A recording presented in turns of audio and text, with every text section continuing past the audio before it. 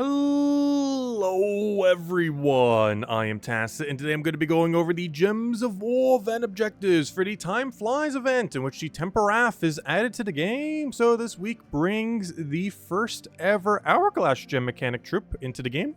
Of course, we've had the mechanic for a couple weeks now, however, we can finally go and spawn it now, making the achievement a lot easier to go get the one where you actually end up having to do 100 Hourglass gems. So that'll be a lot easier if you haven't already ended up doing it. The really good option that we're going to be getting for this doesn't come until next week. It's going to be very insane.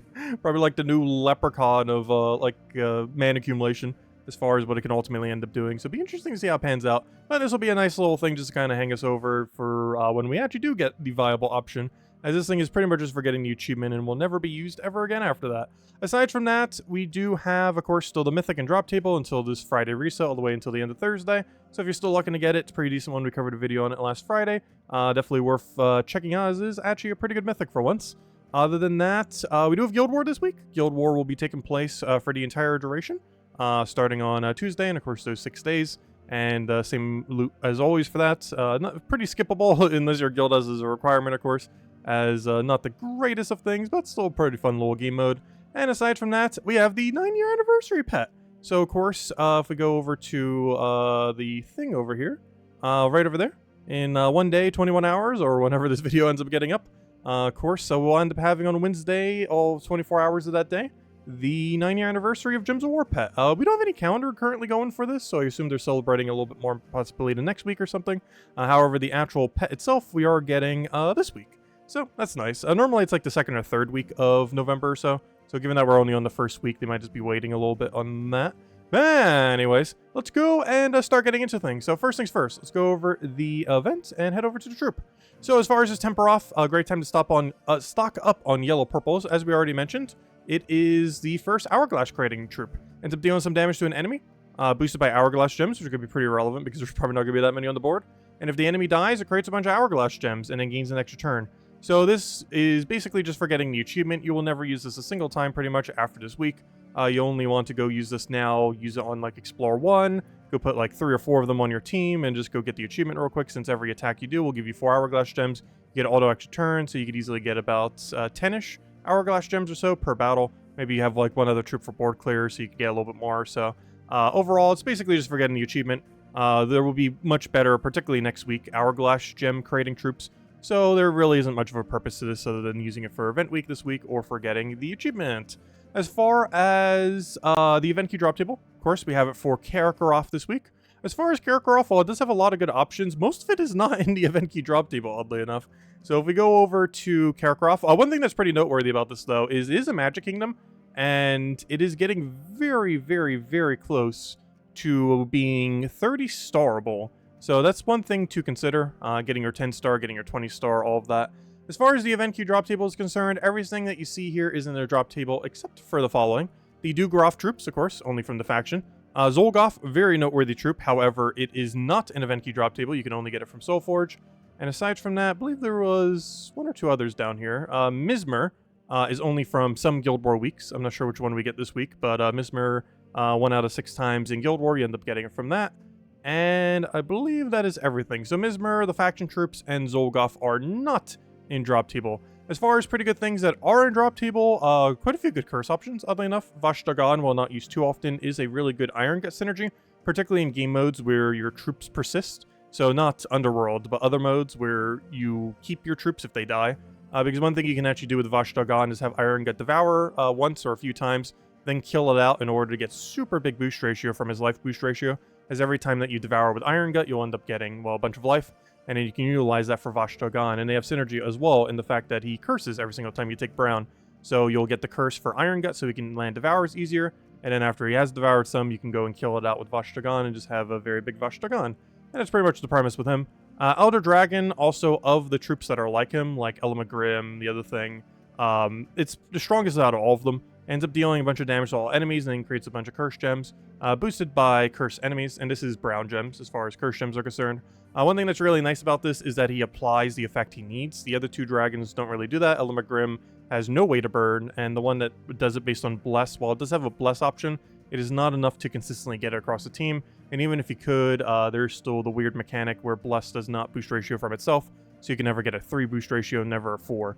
Whereas this not only pretty much immediately applies the curse that you need, you won't have it for your first cast, but every cast subsequent to it, the entire enemy team will be cursed. You'll get the full boost ratio and create 13 gems every single time. And of course, that feeds right back into himself, and also gets to eliminate a bunch of magic. But overall, ends up working out pretty well. You just keep spamming him until you win.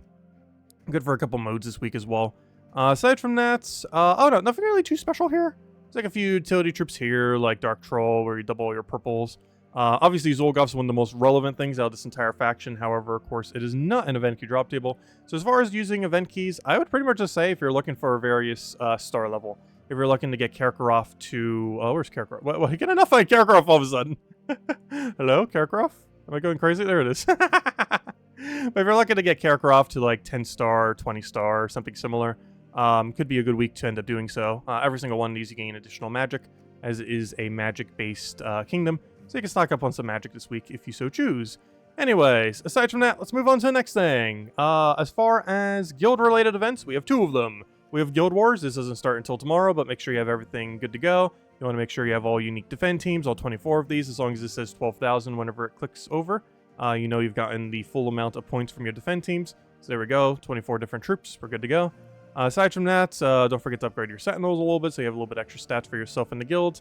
And aside from that, just Guild War, play same as usual. Use pure color team on every single one of the days to maximize the amount of points that you end up getting. Like tomorrow on PC Mobile, we have Blue Day, so we're going to want to go use a pure blue team.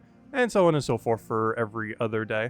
As far as the other mode, we have ourselves the Culling of Time, and it's just rarity order.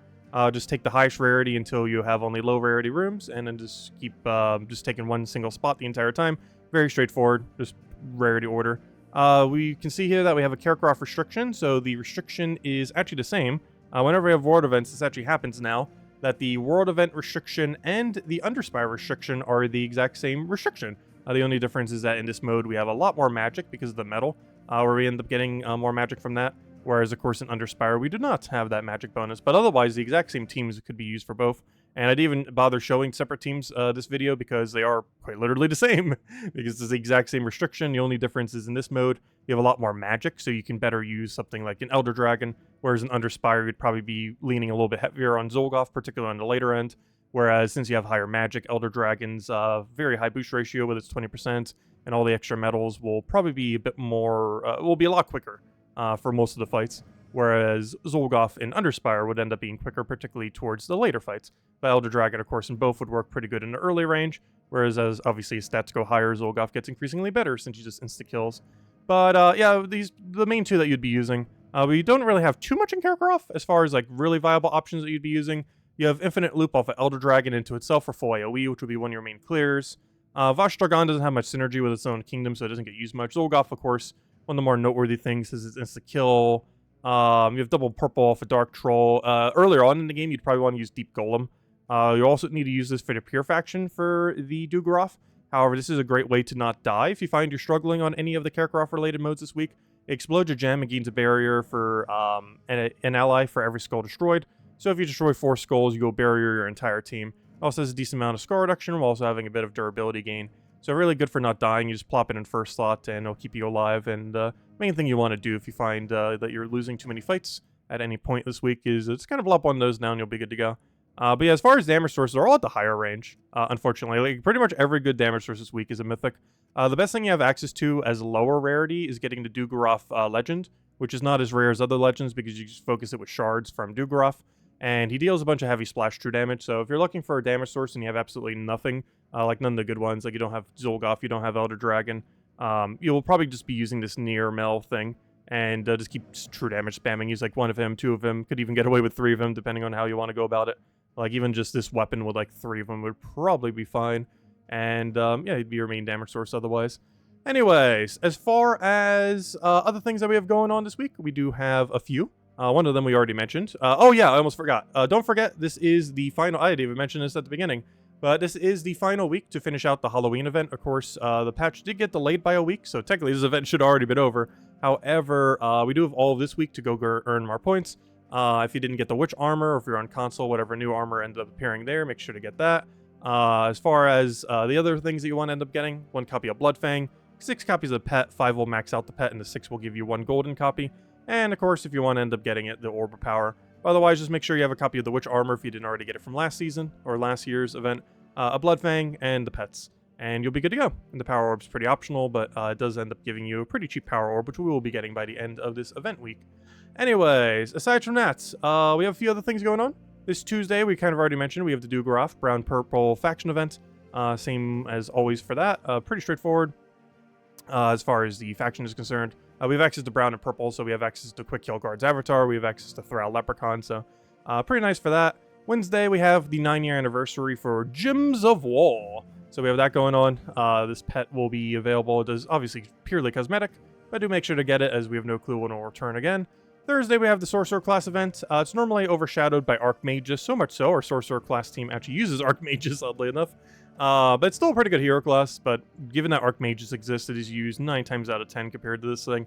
You only really use this on weeks like this, where I think it has 20% bonus this week, so a little bit better value, but still Archmages still has way more mana accumulation. And this Friday, we're going to be having no event. And by no event, I mean arena. So pretty much no event this weekend. So a nice time to catch up on whatever. Maybe we'll go finally open some of our Vault keys, because I barely touched these from last Vault event. Next Vault event, of course, being on Thanksgiving, as far as it's currently scheduled. Well, we do need to go open all those before then. Anyways, aside from that, as far as Soulforge is concerned, I didn't bother checking it earlier. Is there anything good here? Not really. Phoenix, I guess, if you're going to craft any one thing.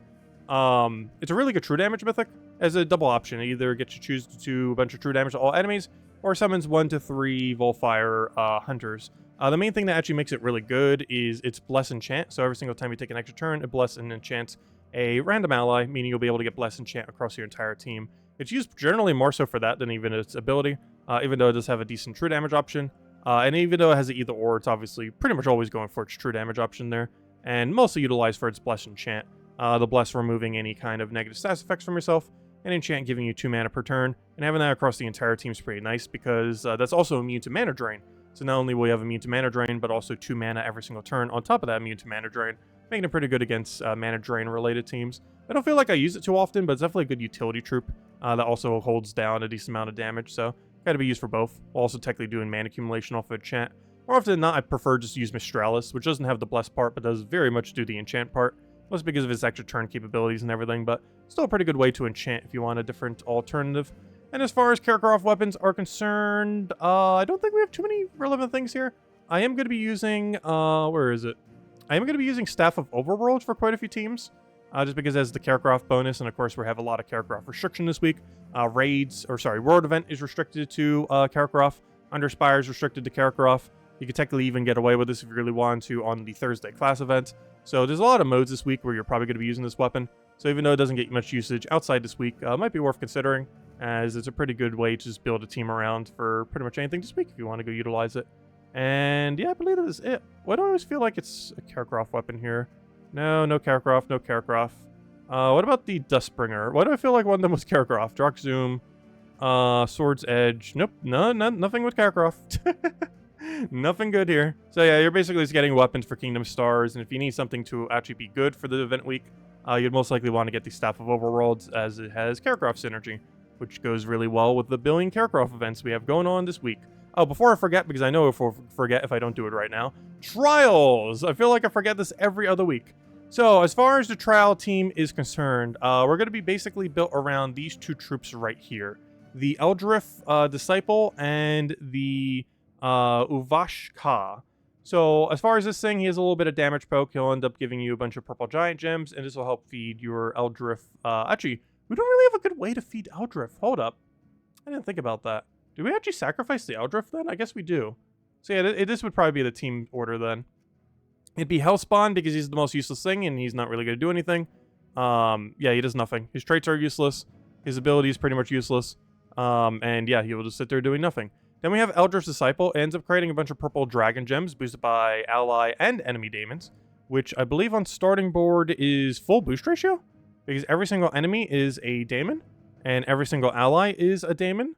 So that means you would be getting 13 dragon gems from the start, though of course as you start killing enemies and they start killing you, that will go down. But at the starting of the battle, you will have 13 dragon gem creation, with dragon gem destroying everything below them when you end up taking them. So a decent amount of mana accumulation there. That not only does it for purple, but also a couple other colors, but mostly purple.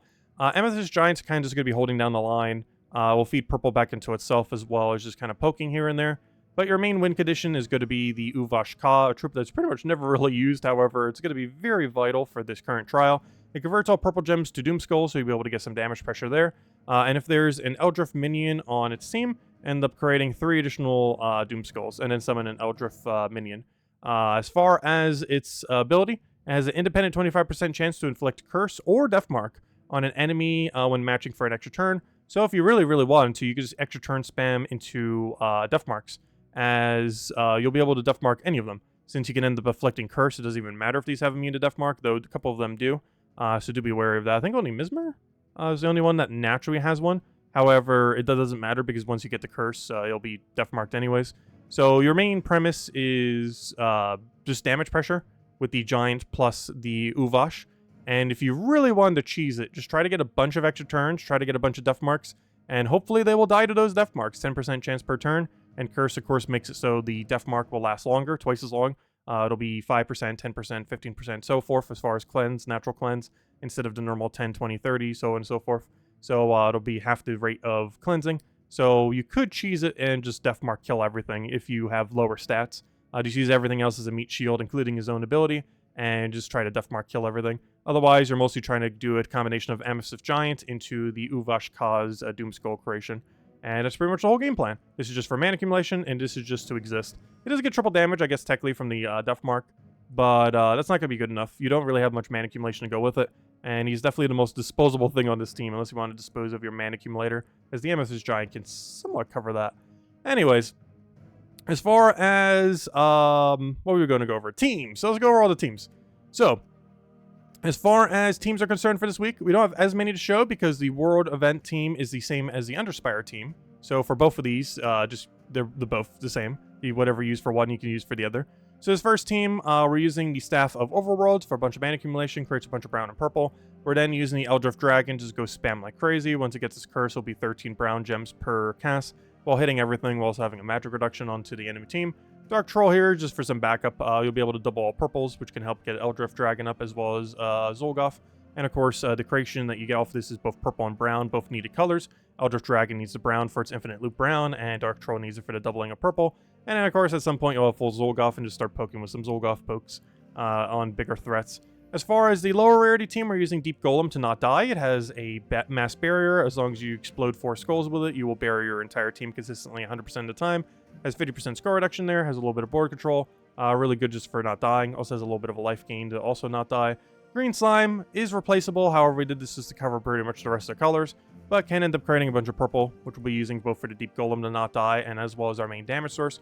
While not needed, we went for Staff of Overworlds here, just because it's really good for a lot of things this week, and if you're looking for any one thing to get from Soulforge this week that will help with most of the events, is definitely the Staff of Overworlds, and we're just using that for mana accumulation, brown and purple, which mostly goes into Deep Golem, and of course, our main damage source being Nair Mill. So as I mentioned earlier, you could double up on this, you could triple up on this. This particular one team only uses 1 copy, though you can use multiple. It deals a bunch of heavy true damage, splash, which means it'll hit the first enemy that you end up targeting for 100% true damage, whatever this value basically says, and it will hit the 2 adjacents for 75% damage. And that 75% damage is still true damage, so we'll end up getting a lot of damage and just hit directly onto their HP value. And aside from that, he also has a bit of a little mana accumulation aspect, but there's not going to be that many stone gems. I guess technically if you do this in Underworld, it'll be a little bit more. However, if you're using it for the main modes like World Event and everything, you won't really have stone gems or stone blocks other than the blocks that you're creating. So for the most part, it doesn't really have that much mana accumulation. You're mostly just using him for his heavy splash damage. He also has a stun. Whenever the enemy casts a spell, you end up stunning. Ideally, you don't want the enemy casting that much. However, if they do end up start casting, you'll be able to get some stuns out, which occasionally might end up giving you some value. So just have that going for it. As far as the faction is concerned, this is brown-purple restriction for the Dugoroth faction for tomorrow's event. As far as brown team, of course, good old classic Guards Avatar, Sir Quinn Hadley, always great to have. For the higher range, we have access to Thrall Leprechaun, so whatever kind of Thrall Leprechaun team you want to run with whatever your best damage sources are. In this case, Hiking Iron Gut Zolgoth is what we're going to be rolling with. And for the pure faction team, you just use 1 Deep Golem to not die, and then just spam a bunch of near mills. Theoretically, you could also run this for the Karkaroth events this week as well, if you want to run this as a very cheap team for either the World event or for Underspire. It's really easy to get. All you have to do is go over to Underworld, click on Dugoroth, and then click on portals and just open a bunch of portals, and you'll pretty much get that entire team within a couple pulls. And as you can see here, there's the legend, and oddly enough, I didn't actually pull the golem. Wait, what? The golem's so common. How did we not pull the golem? We pulled the legend, but not the golem. Am I going crazy? That golem is from here, right?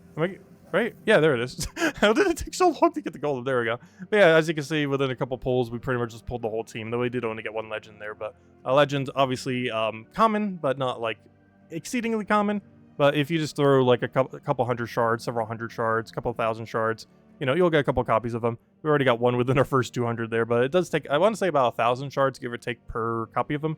So could take a little bit of shards. We got a little bit lucky there as far as the legends, though a little bit unlucky on the main tank there, but yeah, you just do that and that'll give you all the troops you need for pretty much every mode this week if you really wanted to. Not the best team to be running for everything, but you could run this technically for everything. You could run it for the faction, you could run it for the pure faction, you could run it for the Karkaroth event, you can run it for the Underspire event, Underworld event.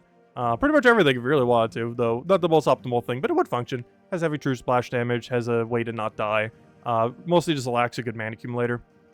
As far as the Sorcerer class event, we are not using Sorcerer, unfortunately. You could if you wanted to. But we're doing Black Manacle into Triple Wall of Tentacles. Honestly, if you are going all the way down the Wall of Tentacles route, I guess you could go down Sorcerer. You know, we'll change it, because I'm pretty sure Sorcerer does have 20% this week. You'll get Black Manacle a little bit of a bigger kill range.